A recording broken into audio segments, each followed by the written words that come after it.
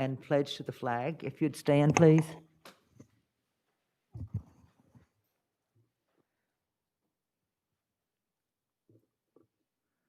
Let us pray.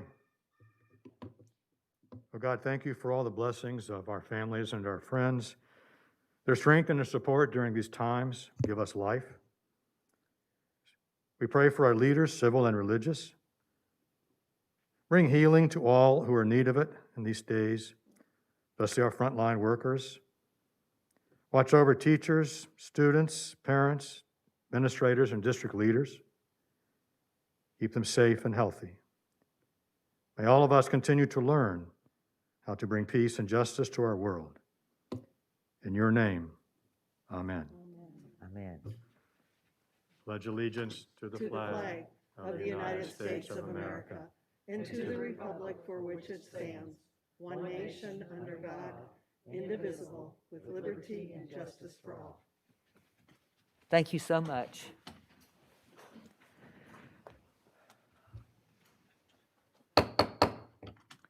Clay County School Board meeting will come to order October the 1st, 2020. Welcome, citizens of Clay County. I want to take this opportunity to thank you for taking the time out of your busy schedule to attend tonight's school board meeting. This meeting is our opportunity as your elected representatives to collaborate openly and make decisions that will decide the future direction of our public schools and the education of our children here in Clay County. If you wish to address the board on an agenda item, then there will be an opportunity to speak for 3 minutes. Please fill out a card, which you will find located in the back of the room, indicating the specific item number or topic you wish to speak about, and turn it in promptly. No additional cards will be accepted once the board moves to the public comment section under presentations from the audience. Your participation is welcomed and appreciated. Okay. First item on the agenda is recognitions and awards.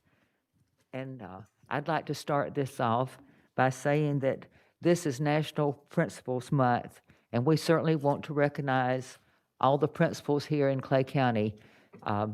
Principals, you have done an outstanding job in very dire circumstances since March when we had to close up. This board recognizes what you do each and every day for our kids. And we just want to give you a shout out and say thank you for what you do. You are the best. Let's give them a hand.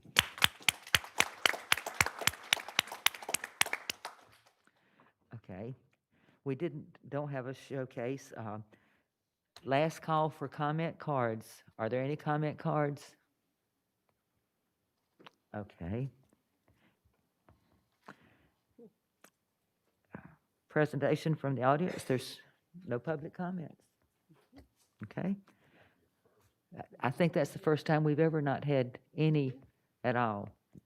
So, adoption. Okay, next is the adoption of the consent agenda. There were no items withdrawn. Items pulled to discussion. C2, personal consent agenda, and C19, pre-qualification of contractors. On C2, Ms. Troutman, would you address why this was pulled to discussion? Yes, ma'am. The reason it's pulled to discussion is that starting on Monday is FTE week. And this is vital for the funding of our schools. And statute requires that if a teacher is teaching outside of their certified area, they must be appointed by the board to teach this subject area. So we had some teachers, approximately 10, that we needed to add that were new hires to the district, that were hired since and employed since the agenda was posted.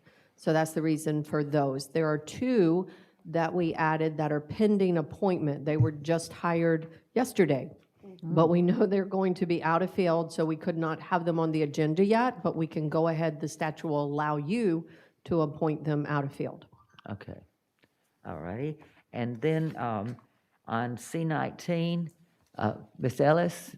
Yes, so this is the list of pre-qualified contractors per Florida statutes. The contractors have to get pre-qualified.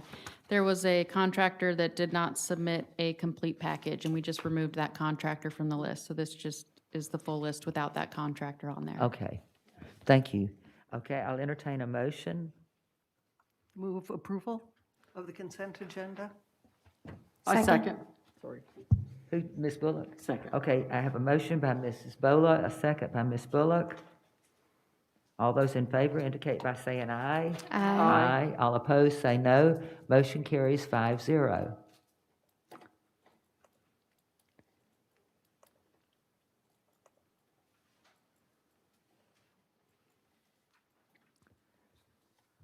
Okay, next is the CCEA update.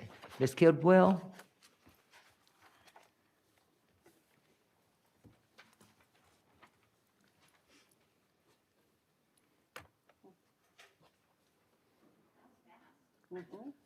We're moving right along.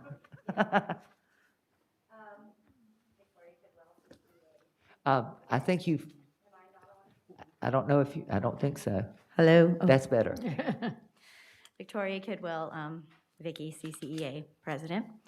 You know, in some ways, you have my jacket on, always in here, but even outside, because it feels finally, it's fall. You know, this week has been a gift because the lower temperatures, the cool breezes, I think it might be a trick of the weather, but it feels like we turned a corner.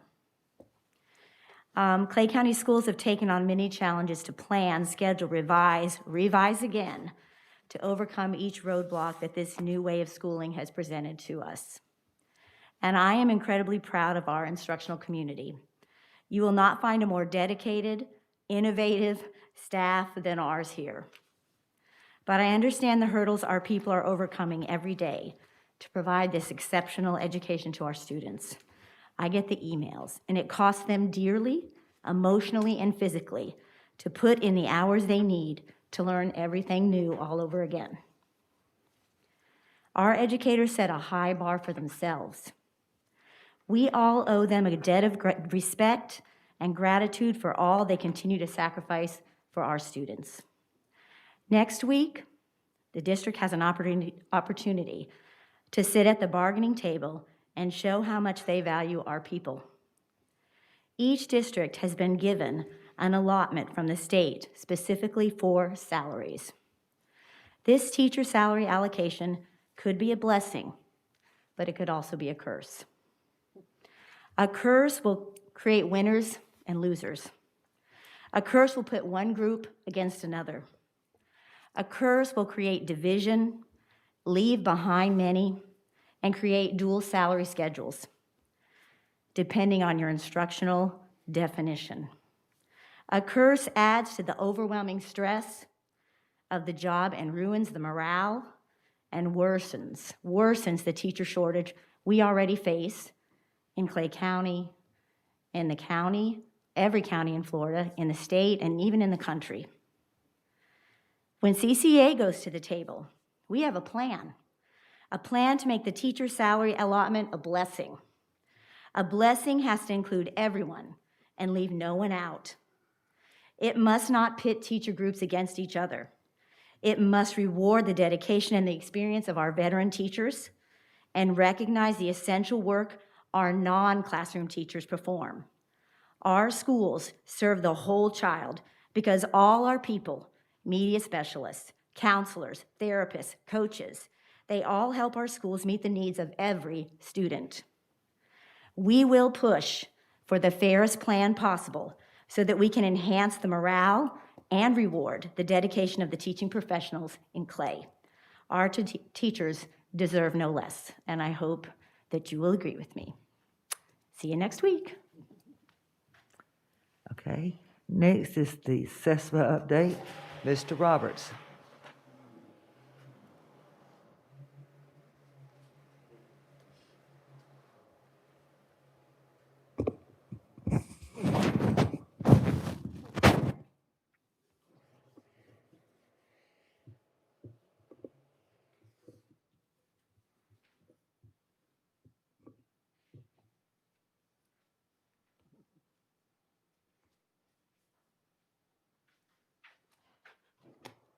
Good evening, everybody. Lonnie Roberts, President of CESPA. Thank you for allowing us to have this here again. First, I want to say it's Breast Awareness Month for breast cancer. I look at it real more because my sister, she had breast cancer, and so now I celebrate it every year now, make it more and more aware.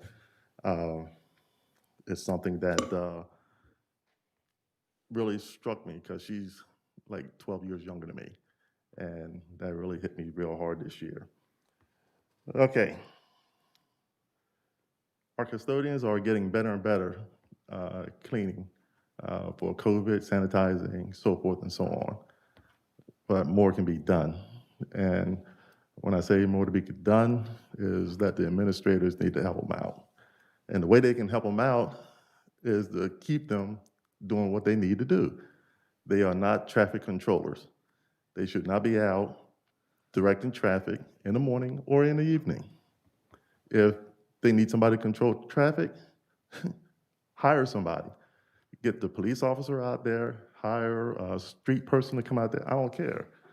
But that's not their job.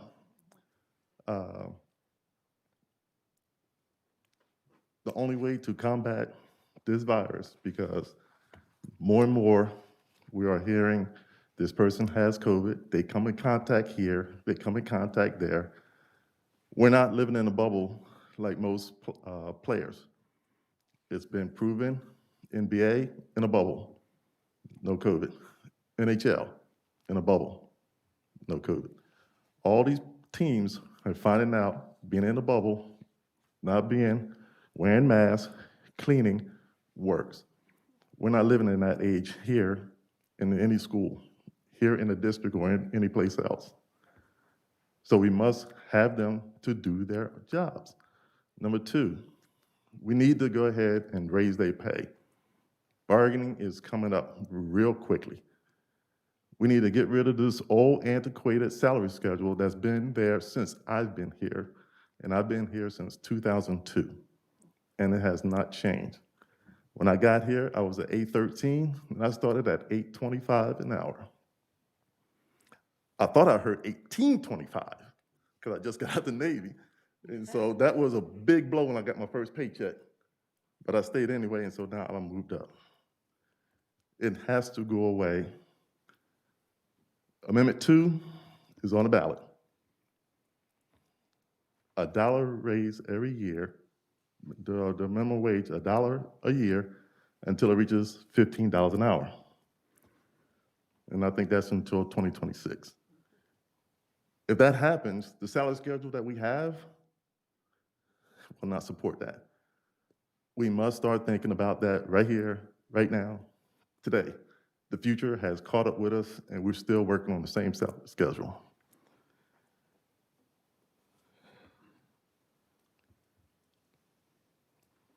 That is basically it. Other than that, I have not gotten any more phone calls about anything else. We are doing quite well around the place. Oh, I do have one. PPE. If a person is the director of their site, they have to give the people underneath them their PPE. They should not depend on a school to give a person who traveled from school to school their PPE. Nobody should have to chase down PPE. If you got a worker that goes from, say, like Wilkinson Jr. to Keystone, Montclair, or McRae, they shouldn't have to chase down a custodian, head custodian, secretary, or whoever for their PPE. It should be given to them, readily available, so when they walk on that campus, because we all have to have our mask on when we walk into a classroom or on the campus or any building. Administrators, like I said, you got to do your jobs. It will make our job better. It'll make everybody's job better. And I won't have to listen to phone calls. I don't have to get Betsy to come out, make phone calls. This is unacceptable. We have been doing it since the beginning of the school year, and we still have not gotten this right in some areas. We must do better. Thank you. Thank you, Mr. Roberts. Can we ask a quick question? Yes, Ms. Bola. Mr. Roberts, when you were talking about directing traffic, are you and I don't want to know the school unless you want to share that, but are we talking elementary, secondary, junior high? Elementary. They're directing traffic. Okay. Come on, let's go here in the Okay, afternoon. Yeah, I agree with you. That should not be happening. Okay, thank you, Anything Mr. else? Roberts. We were taking notes. Thank you. Okay, superintendent's update and presentations. Superintendent Brodsky. Senator, yeah. Been called a lot of I things, just but never that. Are you enjoying running for office? Is that? Wow, wow. Oh, well. So Lonnie, if you would get with me after so I can learn the specifics, I'd appreciate it. One problem solved. He didn't say what school. Custodians. Okay. Okay.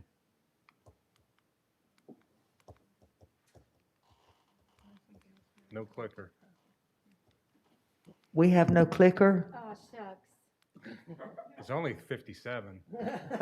Okay, I just got a very brief presentation. I want to talk a little bit about Phase 3 and the governor's reopening plan, our update on the COVID school report, both the new state report and the district report, meal service and free meals that were given out for both breakfast and lunch, and its principal, we had our first principal meeting of the year and Red Ribbon Week. Okay, it wasn't me, for the record. It wasn't me. Because I thought I turned it on and I'm like, okay, what am I missing? Maybe batteries. Go ahead and flip to the next one You if you took your would. clicker away? He did. So Phase 3, of course, of the governor's reopening plan, like so many things that happen, I get my information as it happens. Nobody tells me that he's going to come forward putting us to Phase 3. All of a sudden, it just happens. On a Friday afternoon. And so usually on a Friday afternoon, we get information like that. And so then the calls started to come in, okay, Phase 3, are we doing this, we doing that, we doing... Really, that's the wording from the governor's plan that was cut and pasted in there. And really, it makes no mention of schools within Phase 3. It does other stuff. If you want to go ahead and advance. Maybe, maybe not. Okay. It lifts travel restrictions. It lifts capacity restrictions on restaurants, theme parks, sports events, retail stores, et cetera, et cetera. Does really nothing for schools. There's nothing in Phase 3 related to schools. As a school district, we want to continue to follow our local and state health officials. Thank you, sir. To have the best practices to mitigate the disease. I think I'm going to knock on wood that the district has done very well at mitigating, and we cannot let down our guard. We're on week 6 of schools, and you can see by the dashboard, both the state one and the district one that I'm going to share with you, that some of the techniques that we've employed are working. Things like social distancing to the maximum extent possible, enhanced cleaning protocols, the use of face coverings. The proof is in the data that we'll present. So the state released it, and the purpose of this was not to make it big enough for you to see, but I did want you to see that it was by school. When you start to release data, everybody in all districts started to do it a different way. And so we had a model that looks different that I'm going to show you in a second. And as soon as you release one model, people start to say, we want a different model, right? And so 3 of our neighbors had a model similar to us. 1 did not. They had a model similar to this one relative to the data. And it's important to realize that, in the total scheme of things, I think we had a total of 44 in all of September, 44 students that tested positive in the whole month of September. So that's That's a very small fraction of our almost 40,000 students. So if you want to find that, you can go to floridahealthcovid19.gov, and the arrows there kind of show you where to go, but we're going to link it to the bottom of our report. I like our data better, actually, than the one that's on the state. And I realize some people want to know the school by school breakdown. I think this gives a pretty good indication of what's happening in our school systems, because it also gives people other information about our school system, such as the fact that we have over 39,000 students. So last week, there was 12 positive students reported, 393 students quarantined. So I'd like to spend a second talking about the quarantining of students, because that's the most questions that I usually get is about quarantines. It's well publicized that we had an athletic team that was quarantined, and so there's quite a few people that are on that particular sport at that particular school, and as a result, the number becomes higher. I would also add that if you read the disclaimer, and I know there's a lot of disclaimers on this document, but the disclaimer basically says that the report includes people who are quarantined for the week before, as well as the current week that the data reflects. So when I look at the report and I see 12 out of 39,000, a little better than 39,000 on this particular report, that's a very, very low percentage of students. It doesn't mean that we shouldn't be vigilant and continue some of the practices that we have, but when you put it in perspective, it's very, very low in that perspective. And then you can see the adults, 3 adults, staff members, and then you can see the number that are quarantined, or taking COVID leave at the bottom there, 41. So when you quarantine a student and the health department does the contact tracing for determining quarantining of students, it's important to know that at high school, they have 6 classes, which means they have the potential of being around almost 50 people when you start to do the math. Then you have lunch, the bus potentially, athletics. And so it's not unusual for one positive high school case to lead to multiple quarantines. And so one, I would just reach out to parents that may be listening or watching tonight to say, hey, it's important that if your child is sick, that your child stays home. Most of the cases that we've seen have been people who suspected that they were sick, they weren't feeling good, and we've even had people say, I wasn't feeling good, I went to get tested and my result hadn't come back yet, so I decided to go to school. And then it kind of goes from there. So we ask for the cooperation of the public, for the students, parents. This is the year that if you're not feeling well, to stay home, okay?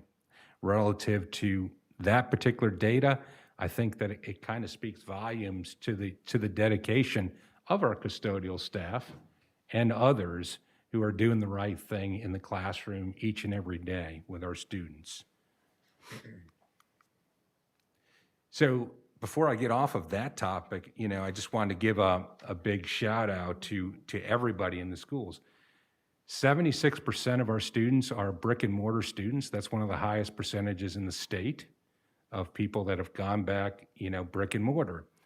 One of the challenges that exist is that people change their mind as to what they wanted, right? So parents have chosen OCO, or they chose CVA, or they chose brick and mortar. And what we're seeing is people want to come back to the brick and mortar. And of course, one of the challenges to that is that we've staffed schools based on your recommendation of what you want. So I always talk in terms of customer service, because I believe that education should be done with a servant's heart. And as a result, we try to accommodate as many of those as we possibly can.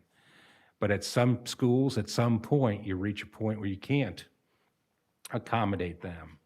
We're looking to bring students back, and we'll survey parents right after Thanksgiving for when the semester ends to make a choice to come back. This way we have time to go ahead and reallocate staffing to meet the new needs that people have at that time. So That is the plan. I know other districts are doing things a little bit different. Sometimes parents might reach out and say, I heard they were doing it this way at this particular district.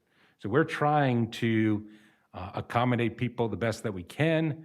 But of course, we moved about 120 teachers in various locations in order to meet the staffing needs for what people originally chose there. And so that's, I'm very, very proud of the flexibility of everyone. It puts good strain on everyone. Parents who are trying to make this decision, guidance counselors who are doing the scheduling at the school, administration who are fielding the calls, teachers who are learning a new way of teaching. So every time that I go out to a school, I watch the OCO teachers, the teachers that are teaching online, because I'm fascinated by it. And what used to be just a simple thing, such as a student that might have been talking when they shouldn't have been talking, if you're in the classroom physically, you know enough to just go up next to them and use what's called proximity. The student stops talking. Well, if you're on a computer, you can't just hover your clicker over, your mouse over them, and they stop talking. So now it's created a whole new set of skills teachers have had to learn and adapt in order to be a teacher. So it's almost like being a brand new teacher all over again for many people. And they've accepted that challenge, and I'm greatly appreciative for it. So meal services, through the government now, from now until December 31st, any student, no application, breakfast and lunch, we've seen a real pickup in service as a result of this, and we're very pleased to provide that for our students. October is National Principals Day. I would just say this, there's no doubt that it takes a whole village of people to provide a world-class education for students. There's no doubt that teachers are the foundation of every classroom and the center of education. I always say the gold standard, while virtual education is great, there's nothing like the teacher in the classroom with a student. It also takes an outstanding support staff, but you know what? It also takes leadership. Okay, and our principals have done an amazing job.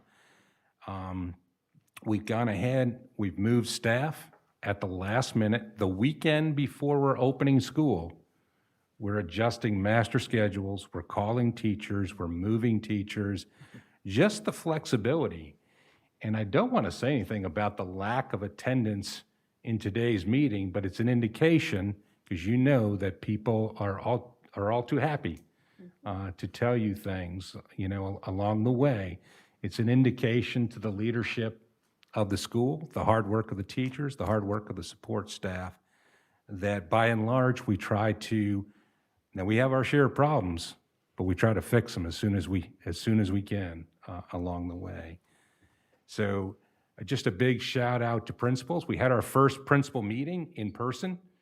It was great to see people in a meeting, rather than we've had many Zoom meetings or Google meetings along the way. It was great because we started to turn our attention more towards student learning. And so if you believe in Maslow's hierarchy of needs, you have to meet the basic needs first before you can move up the ladder to more complex needs. And the basic need for the start of school was, one, to keep people safe, to mitigate the virus, to do all of the things that we needed to do.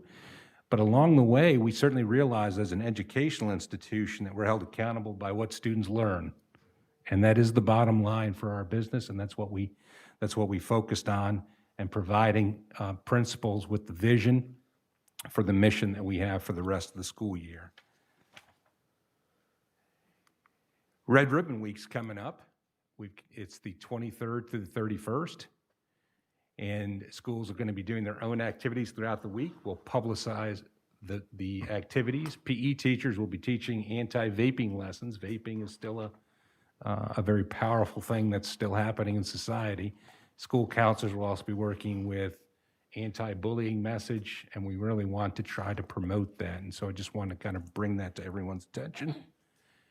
And that is it, and I hope everybody stays safe and healthy. Excellent, Senator. You got a promotion tonight. Okay. Okay. D1, we're moving to discussion. Public hearing to approve as advertised the 2020-2021 Clay County District Schools Smart Restart School Reopening Plan. Move for approval? Mr. Bickner, is this another public hearing? Okay. Okay, let me open the public hearing first, Oh, okay? sorry. I'm opening the public hearing. Is there anyone here who would like to address this item? Okay, then I will close the public hearing and bring it back to the board. Now I'll entertain a motion. Move for approval. Second it. I have a motion by Ms. Bullock, second by Ms. Bullock. Any discussion?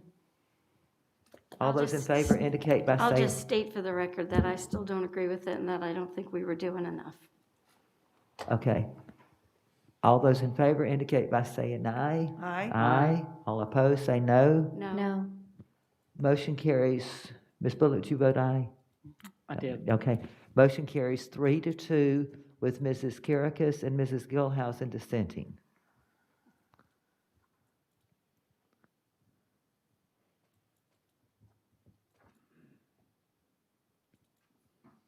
Okay.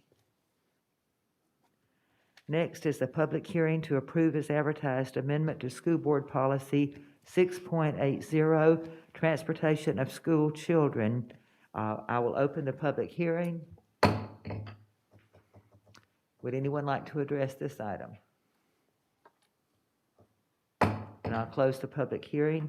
I'll entertain a motion. Or Ms. Bullock, did you want to say anything about this? I do. This policy is basically for our. Well, let me get a motion in a second. Okay, and then- good. I so move. Okay. I'll second it. Okay, I have a motion by Ms. Bullock, second by Ms. Karakis. Now, Ms. Bullock? This policy is basically so our community partnership schools can transport our students, especially in Keystone, to our AZA Health for their medical appointments. Right now, AZA Health, in a lot of places, the medical place comes to the school, but in our case, they're asking us to go to the actual health, to the medical facility. And I know that I appreciate Mr. Bickner working on this, and he did make one change on there, so that we'll address at a later time. But Mr. Bickner, if you could address that item.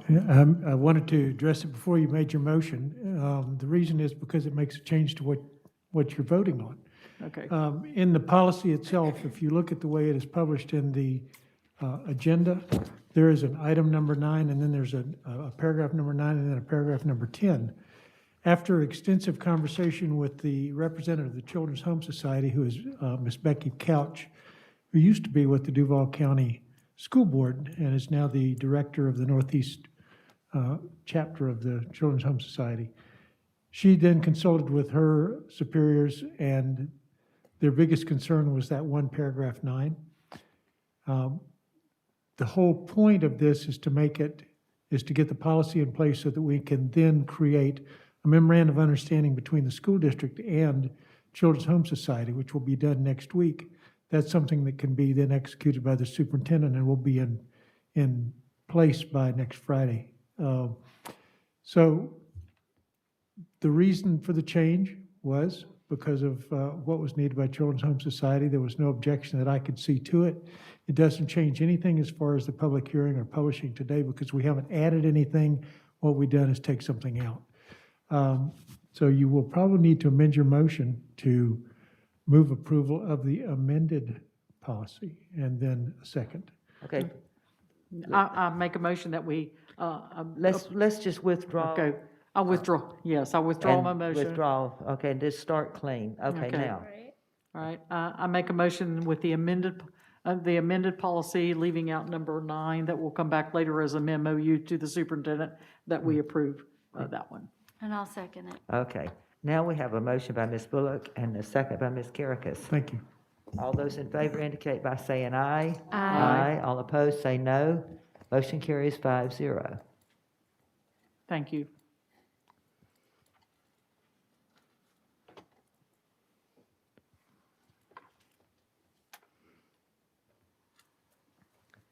There were no human resource special actions. Personnel consent agenda, C2. Let's see, this is Ms. Troutman. Did you want to say anything else? Okay, I'll entertain a motion. Move. Second.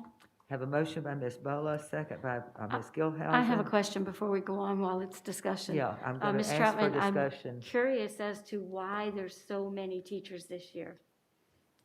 And I had a conversation with Ms. Kidwell, and she explained to me, and I just think it'd be good for you to explain to everybody that this year's a crucial year and that the state had changed the, I forget what it was called now. The reading plan. Yeah, would you go ahead and explain all of it? She Yes, explained ma'am. it one time. Do you want more detail? Yeah, I do, Okay. because really what she said Okay. wasn't explaining it. It Okay. didn't go into detail at Right, all. with the number. So actually, every year, we do have a large number of out-of-field teachers. The majority of them are reading and also ESOL and then our ASD teachers, because those are endorsements and they normally take 3 to 5 years for them to complete the program. What is occurring is that this is the last year, according to the Florida Read Plan, that a teacher can be out of field in reading. So the number is not really higher, but it's more crucial this year because they cannot just clear their status as in past years by taking 2 reading competencies. They either need to take the test or they have to complete the competencies in which they've started. So the number itself is not larger, it's just more critical this year that they get the endorsement and not just clear their status for the reading teachers. And what's the deadline? When does that have to be done by? The deadline by the state is December 31, but we have chosen to give it till the end of the school year. The end of the school year? Okay. That December 31st didn't make any sense, Correct. mid-year. Is So- is there any penalty to the district for going past December 31st? Not that the state has said. Okay, We have sent emails to the state and there's no way we can get rid of teachers halfway through the year. It doesn't make sense. So if there was to be a penalty, we would have an appeal and we would also use COVID as our appeal. okay. And we think we have a very strong case if that was to occur. I know some of these, it's 300 hours worth of training. Is that correct? The ones that are finishing the reading competency, it does take that. Okay, We're highly encouraging the teachers who are out of field in reading to take the reading test. This is a new component that the state added. It was either last year or year before where the test is available. They do not have to take the 5 competencies. okay. So, and at this time, through Title II funds, we're able to reimburse out-of-field teachers once they pass the reading test, and we'll also reimburse them for the cost of adding it to their certificate. That's wonderful. Thank you for going into detail. I think it's important. I did get contacted today about it, so I'm glad you So- clarified it. And if there are any reading teachers that have questions, they can just contact myself or Mrs. Wright, and we'll be happy to help them with the out-of-field. Thank you. Okay, thank you. Okay, we have a motion and a second. I'll entertain, all those in favor indicate by saying aye. Aye. All opposed, say no. Motion carries 5-0.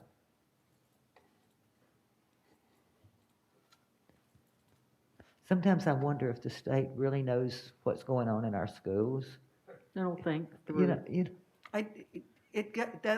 When we were first approached with this, Yeah, I shared my frustration because this is just a major change to what has been done in the Certainly. past, and it's not fair for asking a teacher to teach full-time and approach all of these competencies, 300 hours is It's an awful ridiculous. lot. I mean, it's Within a crazy. very short period of time. Yeah. It makes It's no uncalled sense. for. And Okay. so to me, it's another example of the state putting emphasis on teaching pedagogy rather than teachers being subject matter experts. I think that's what we ought to be demonstrating that we value, not that they can be a robot that can read a script. Yeah, yeah. Absolutely. Okay. Next is C19, pre-qualification of contractors, and Ms. Ellis has already explained that. I'll entertain a motion. I'll move approval. I'll second. I have a motion by Ms. Gilhousen, a second by Mrs. Kerekes. Any discussion? All those in favor indicate by saying aye. Aye. All opposed, say no. Motion carries 5-0.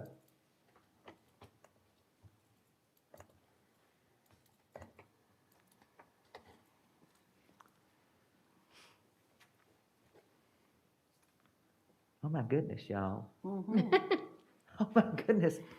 School Board Attorney remarks. Mr. Bittner, I do. you have It's a some first. remarks?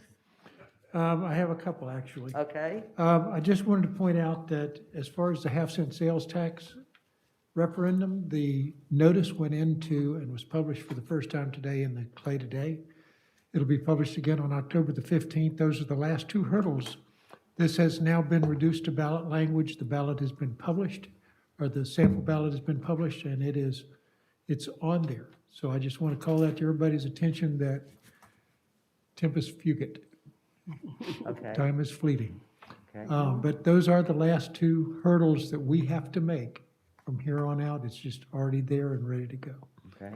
The only other thing I wanted to point out was, I know many of you know Joy, who is the attorney that represents the superintendents in the, across the state. She is retiring as of October 30th. I've known her for 20 years in the time that I've been doing this, and she is a remarkable person. She's been a great help to me, to all of the superintendents I would expect, and to every other school board attorney. She's being replaced by a young man named Brian Moore, who is the school board attorney for Alachua County. He's actually the staff attorney. The school board attorney is outside counsel. I sent an email to David when he said something about it this morning. Brian, I think once you get to know him, because you will get to know him at all of these conventions and things, he's one of the smartest people I've ever met. He's also one of the most industrious people I've ever met. He's like a little Energizer bunny.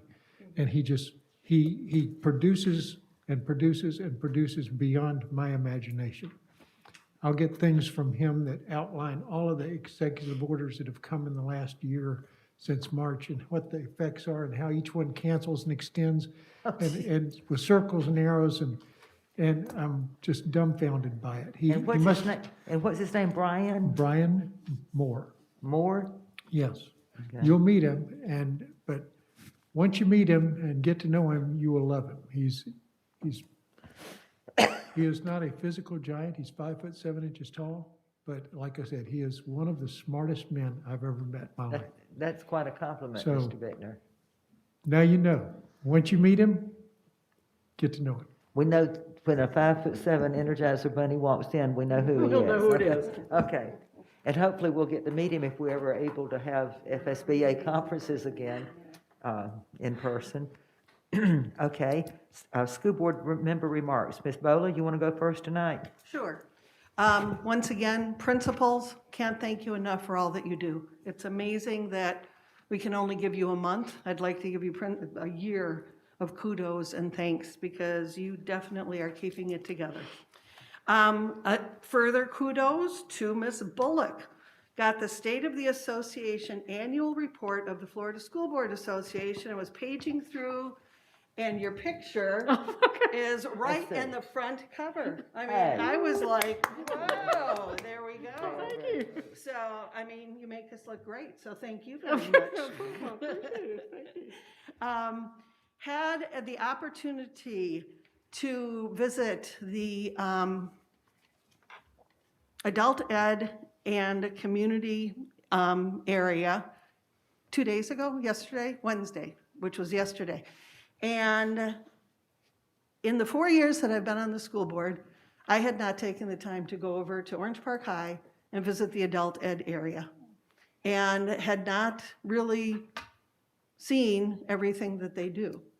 And I was amazed and incredibly impressed with the students who are earning their GEDs, the students who are taking these courses to the point where they can earn their GEDs, the testing that we do in that facility for our community in so many different ways, and the opportunities that that particular group of people are looking at the ESOL classes. Cannot forget the ESOL class either, because I met a number of students, had wonderful conversations with them, And their pride in learning English and was inspirational. It was awesome to be able to talk with everyone.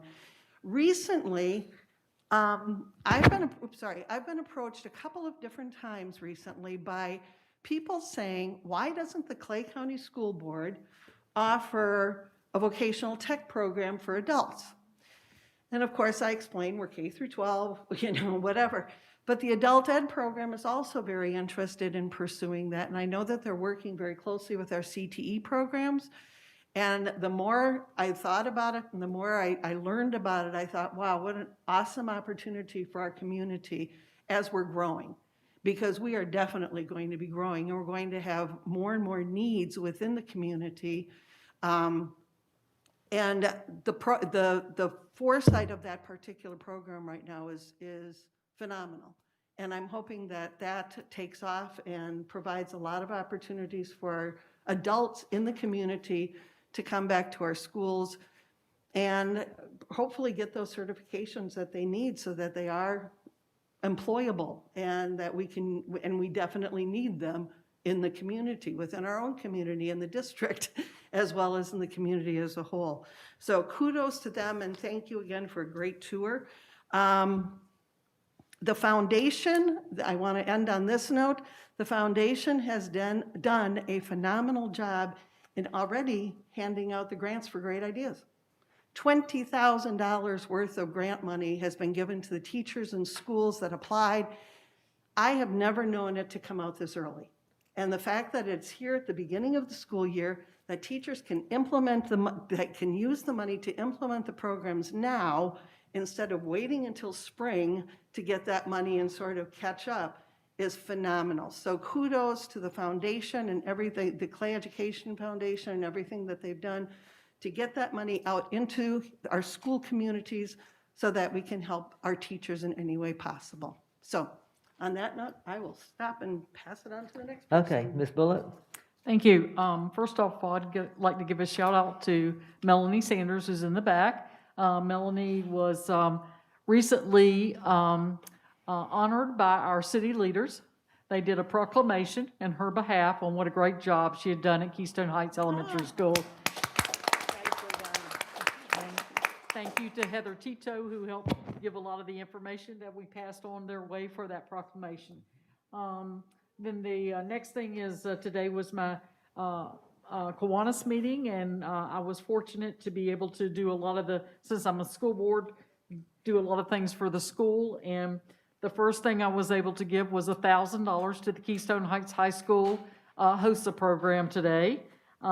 We had a couple of members who had passed away, and in lieu of flowers, they asked that they give donations to the HOSA program, and so I did that. A group of students are going to start a spirit sales, and they're going to do the marketing and all that. And our club donated $101. And if you ask why 101, because Rotary donated 100. So we wanted to make sure. Ho. Yeah. Now, wait a minute. Wait a minute.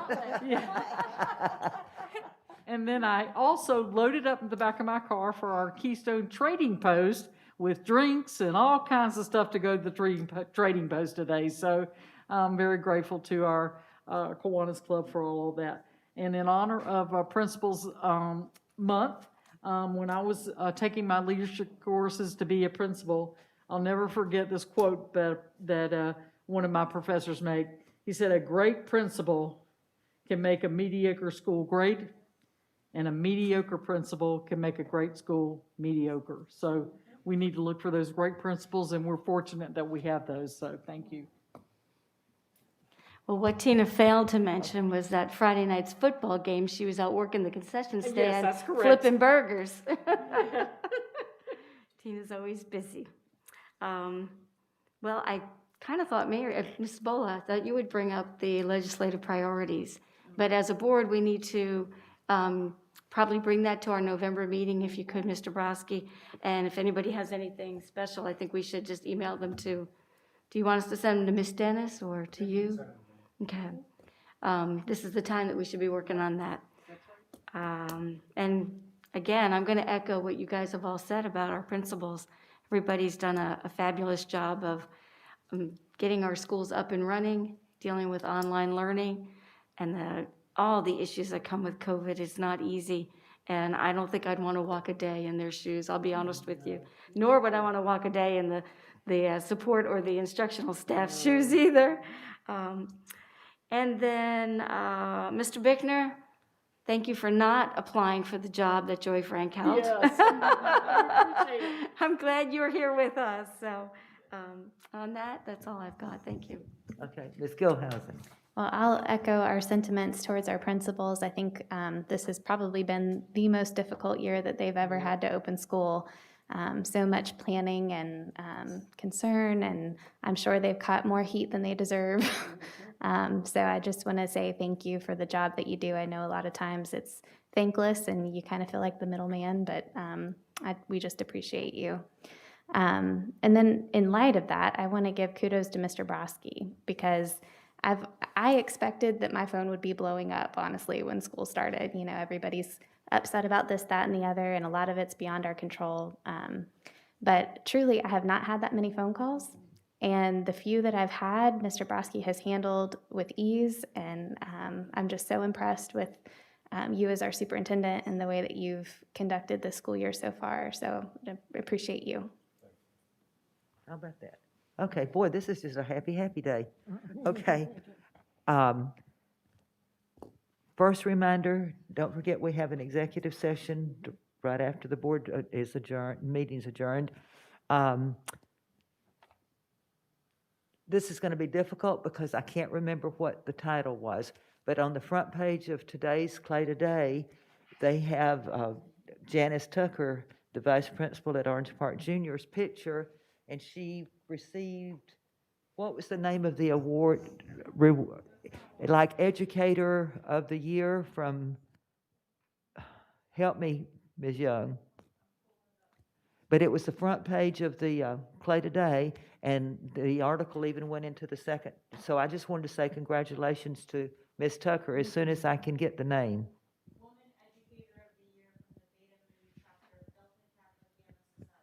Okay, Woman Educator of the Year from Bama Mu. That's right, I saw that. Beta Mu chapter of Delta Kappa Gamma. Okay, congratulations, Ms. Tucker, and I don't want to say that again. That's wonderful. Okay, and hey, I got it out. Okay, the other thing I just want to ask you board members something. I got a text message, email, phone call, I don't remember, from a gentleman, and we were just talking about the board meetings and so forth, and he said, and I just want to throw this out at y'all. He said to me, he said, the public, when they come, they can fill out a 3-minute card and talk, but we really don't get back and forth with them for the most part because we've never done it, and it's just against the way we do the board meetings. But he said, you know, I think it would really, really help if at some point you would have kind of questions and answers and have a portion so that if parents want to get up and say something, that we were free to respond and answer their questions, you know, not to let it get out of hand and be sitting here 4 hours listening to everybody complain about everything. But I've been thinking about it. It's probably been a couple weeks since we discussed it, and I was thinking about it. I don't know if we could do it or not, but I just wanted your thoughts on it because I think the public feels like sometimes, you know, they come, they say their 3 minutes, we say, thank you, Mrs. Jones, you're next. And somehow we've got to let the public feel like they can come to the board and listen to us, or we can listen to them and we can respond if needed. I don't know. I just wanted to know what y'all felt about that. To me, that sounds more like a town hall forum Right, than a formal board meeting. right. So we could have a special meeting occasionally. We could, or, we each serve respective districts. There's an opportunity there that you can have just you in your district, a town hall. And I'm not saying just you, but each of us in our respective districts, so that you don't have to have a noticed public meeting. But, I think there's opportunities there.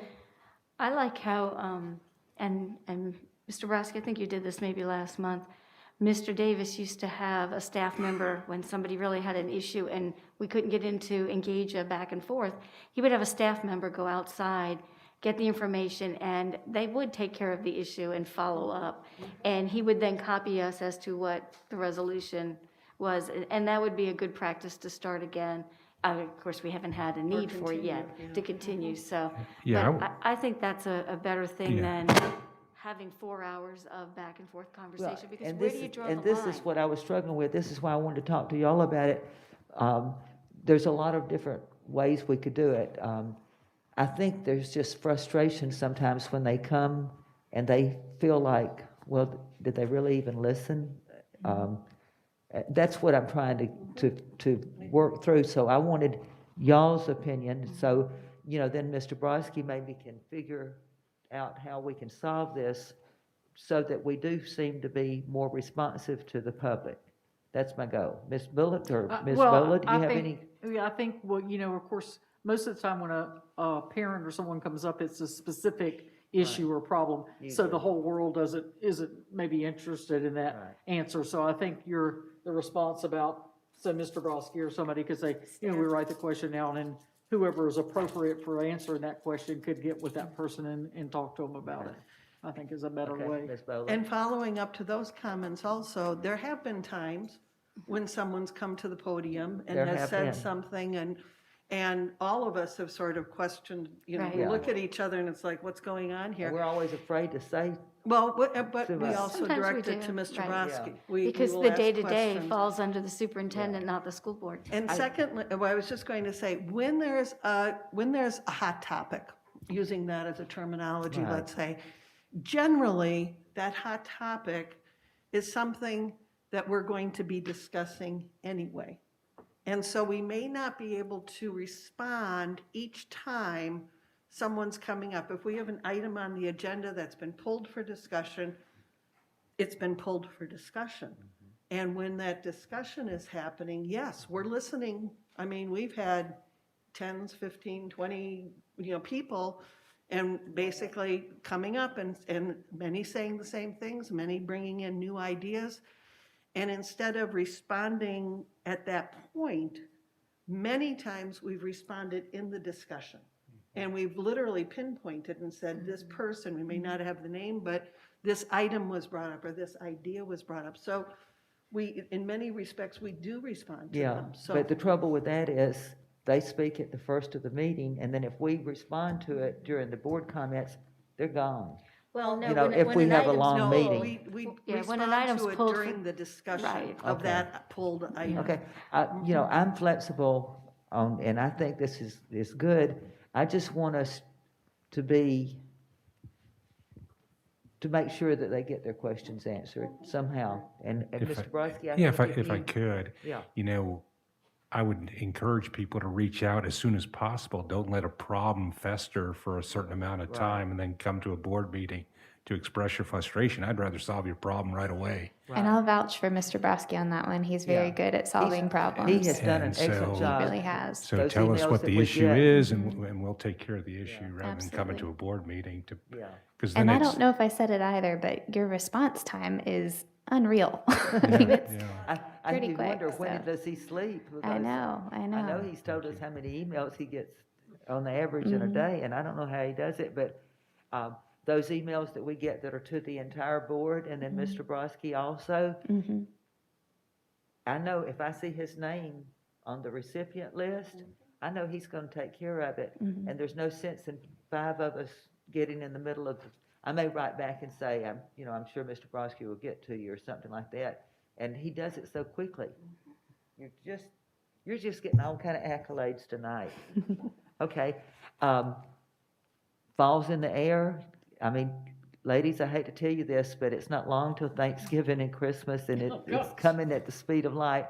And I'm just really pleased at how well we've done with the things that we have faced. I mean, the teachers, the support staff, and we're not going to have any more of this directing traffic and stuff. No, we don't do that. Okay, with that, ladies, have a good evening, and the meeting is adjourned.